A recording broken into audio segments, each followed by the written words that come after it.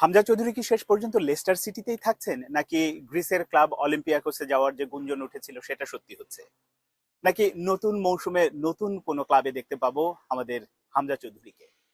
হামজা ভক্ত হিসেবে নিশ্চয়ই মনের মধ্যে এই প্রশ্নটা ঘুরপাক খাচ্ছে, জানতে চান। চলুন আজ একটু জানার চেষ্টা করি আসলে নতুন মৌসুমে হামজা চৌধুরীর গন্তব্য কোথায় হচ্ছে। আমি ক্লাব ক্যারিয়ারের কথা বলছি। দুদিন আগে আমরা যেটা দেখেছি যে হামজা চৌধুরী এরই মধ্যে লেস্টার সিটিতে প্র্যাকটিস শুরু করেছে, এবং করারই কথা, কারণ তিনি তো লোনে গিয়েছিলেন শেফিল্ড ইউনাইটেডে। শেফিল্ড যেহেতু প্রিমিয়ারে উঠতে পারেনি এবং তারাও ধরে রাখেনি, যদিও কথাবার্তা চলছে, কিন্তু শেষ পর্যন্ত তাকে লেস্টারে আসতে হয়েছে। লেস্টারের সাথে অনুশীলন শুরু করেছে নতুন মৌসুম। এখানে অনেকগুলো বিষয় জড়িত আসলে হামজা কোথায় যাচ্ছে বা যেতে পারে। প্রথমত আমি লেস্টার দিয়ে শুরু করি। লেস্টারের যে ব্যাপারটা, লেস্টার সিটিতে হামজা চৌধুরীর দুঃসময় বা ম্যাচ টাইম যে কারণে পাচ্ছিলেন না, যখন তাদের নতুন কোচ রুট ভ্যান নিস্তেল রয় আসলো, তারপরে তাকে আসলে কোচ একাদশে রাখার মতো মানে তার পরিকল্পনায় ছিল না। এই কারণে তিনি ম্যাচ টাইম পাচ্ছিলেন না। ফলে যেটা হয়েছিল যে এরকম একজন খেলোয়াড়কে বসিয়ে না রেখে লেস্টার শেফিল্ডের কাছে লোনে দিয়ে দিয়েছিল, তিনি সেখানে খেলছিলেন। এখন যদি নিস্তল রয় আসলে লেস্টার সিটির কোচ থাকেন, তাহলে কিন্তু নতুন মৌসুমে একই রকম অবস্থা হবে। হামজা চৌধুরী ম্যাচ টাইম পাবেন না, তিনি খেলতে পারবেন না। তো এই জায়গাটাই বাংলাদেশি সমর্থক বা হামজা চৌধুরী সমর্থকদের জন্য ভালো খবর হলো যে নিস্তেল রয়ের সাথে চুক্তি কন্টিনিউ করছে না। এ মাসেই নিস্তেল রয়ের চুক্তি আসলে শেষ হয়ে যাচ্ছে, মানে এই জুনের পরই আর তাকে রাখছে না। নতুন কোচ আসবে লেস্টার সিটিতে।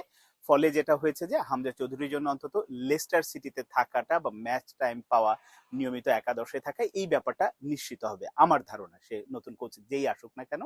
অন্যদিকে আবার লেস্টার সিটি বেশ কয়েকজন 7 জন ফুটবলারকে তারা ছেড়ে দেবে। তারা যদি যেতে চায় চলে যাবে। এরকম 7 জনের মধ্যে যে মানে 7 জনের যে তালিকা আছে সেখানে হামজা চৌধুরী নেই। অর্থাৎ লেস্টার সিটিতে থাকা একরকম মোটামুটি পাকাপোক্ত। তিনি মানে লেস্টার সিটির স্থায়ী সদস্য হিসেবে থাকছেন, এটা বলাই যায়। আর অলিম্পিয়াকোসের যে গুঞ্জনটা উঠেছিল, তারা তো চ্যাম্পিয়ন্স লিগে খেলবে, যে হামজা চৌধুরীকে চাচ্ছে। হ্যাঁ, ওই গুঞ্জনটা যখন উঠলো, একটা পত্রিকা নিউজ করলো, তারপরে মোটামুটি কথাবার্তা চলছিল। এরপরে আবার জিনিসটা স্তীমিত হয়ে গেছে। কিন্তু অলিম্পিয়াকোস যে একেবারে মানে হাল ছেড়ে দিয়েছে ব্যাপারটা তা না। তারা আরো কয়েকজন খেলোয়াড়ের সাথে, ভালো ভালো খেলোয়াড় নিতে চাচ্ছে। ওই খেলোয়াড়গুলোর সাথে হয়তো কথাবার্তা বা চুক্তিটা সম্পন্ন হলে এরপরে হামজা চৌধুরীর দিকে আবার নজর দেবে, এই রকম খবর বিভিন্ন মাধ্যম থেকে পাওয়া গেছে। এখন হামজা চৌধুরী যদি মানে লেস্টার সিটির সাথে অলিম্পিয়াকোসের ওরকম কোন আসলে চুক্তি হয়, বা তারা সেটা লোনে নেবে নাকি একেবারে নেবে, সেই ব্যাপারটা এখন একটু সময় সাপেক্ষ, হয়তো বলা যাচ্ছে না।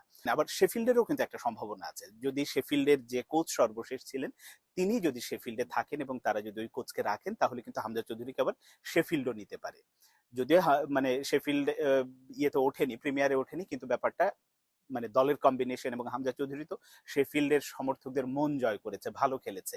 শেষ মুহূর্তে হয়তো তারা উঠতে পারেনি প্রিমিয়ারে, এটা দুর্ভাগ্য।